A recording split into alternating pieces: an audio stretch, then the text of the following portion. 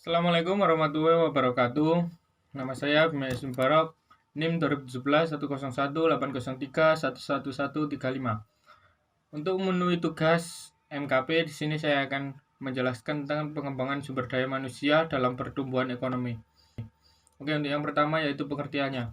Sumber daya manusia merupakan potensi yang ada pada dalam diri manusia untuk mewujudkan karakternya sebagai makhluk sosial yang mudah menyesuaikan diri dan transformatif, yang mampu mengendalikan diri sendiri serta seluruh potensi yang terkandung di alam menuju kesejahteraan kehidupan dalam tatanan yang berkelanjutan. Sumber daya manusia yang kompeten berkualitas sangat dibutuhkan dalam upaya mendukung produktivitas dan aktivitas agar tujuan pertumbuhan ekonomi tercapai dengan baik.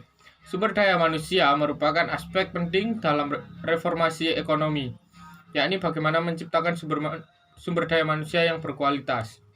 Yang kedua yaitu pertumbuhan ekonomi. Pertumbuhan ekonomi yaitu keadaan ekonomi suatu negara selama waktu tertentu yang mana harus lebih baik dari periode sebelumnya. Pertumbuhan ekonomi mempunyai beberapa indikator-indikator. Indikator tersebut adalah kenaikan pendapatan nasional dan pendapatan per kapita, jumlah pengangguran lebih kecil dibandingkan dengan tenaga kerja, serta berkurangnya angka kemiskinan. Jika kondisi tersebut lebih baik dari sebelumnya, maka negara tersebut mengalami pertumbuhan ekonomi. Hubungan antara kualitas sumber daya manusia dengan pertumbuhan ekonomi. Pertumbuhan ekonomi mempunyai dua arti. Pengertian pertama sebagai pertumbuhan ekonomi digunakan untuk mengetahui bahwa suatu perekonomian telah mengalami perkembangan ekonomi dan mencapai tingkat kemakmuran yang lebih tinggi. Pengertian kedua merupakan tujuan dalam mendapatkan gambaran atas masalah ekonomi yang dihadapi dalam jangka panjang. Investasi sumber daya manusia menjadi lebih penting peranannya dalam pembangunan. Hal ini karena kegiatan dalam akumulasi modal fisik dapat mengakibatkan penambahan hasil yang menurun dalam penggunaan modal. Sedangkan pembangunan membutuhkan kelangsungan jangka waktu yang lama, sehingga investasi sumber daya manusia dapat meningkatkan kemajuan teknologi dan dapat menjadikan kenaikan produktivitas penduduk. Pengembangan sumber daya manusia melalui pendidikan.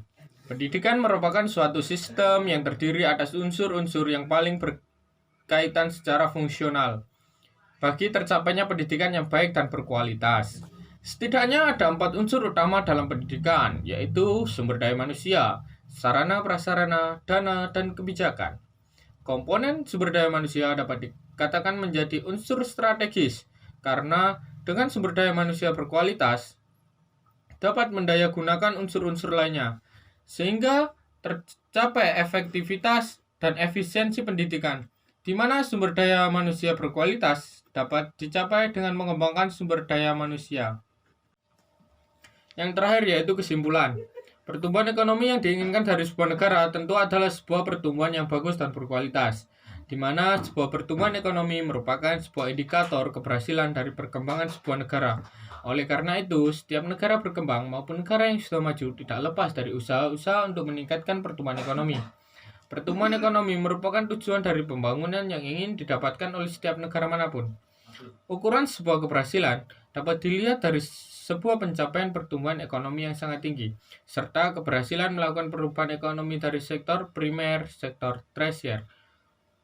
Meningkatkan pertumbuhan ekonomi itu harus diadakan atau diselenggarakan pencarian dan pengambilan sumber daya alam yang maksimal, terutama sumber daya alam dan sumber daya manusia adalah dua hal yang bisa diandalkan dalam pertumbuhan ekonomi suatu negara. Oke, sekian dari saya. Wassalamualaikum warahmatullahi wabarakatuh. Jangan lupa like, komen, dan subscribe.